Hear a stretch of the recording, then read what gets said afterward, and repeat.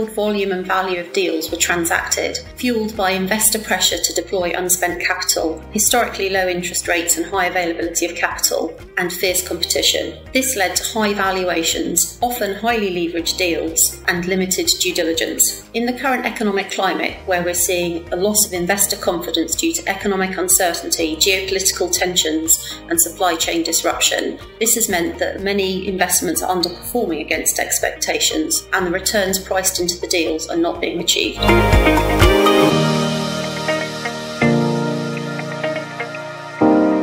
Firstly, we're already seeing an increasing number of breach of warranty claims. Warranties are especially important in lockbox closing mechanisms, where the purchase price is set with reference to the target's financial position at a point in time prior to completion. Warranties are also key, however, where due diligence has been curtailed. Often we see cases regarding the warranted financial statements on which the buyer sets its valuation, but we also see warranties around full disclosure, for example to the extent of liabilities. In recent years there's been an increase in the availability of warranties and indemnities insurance, which effectively protects parties from losses arising from breaches of warranties and indemnities.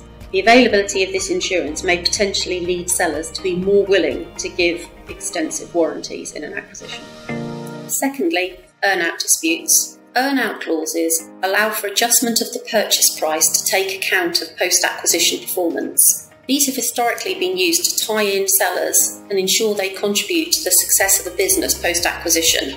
However, increasingly we see them used to bridge divergent views as to value between the buyer and the seller. This mitigates the risk to the purchaser. However, it leaves the seller vulnerable to the way in which the business is conducted post-acquisition. This can be addressed by putting clear restrictions on what a buyer can do post-acquisition. However, sometimes one sees more subjective clauses, such as a requirement that the buyer operate the business in good faith or in the ordinary course post-acquisition.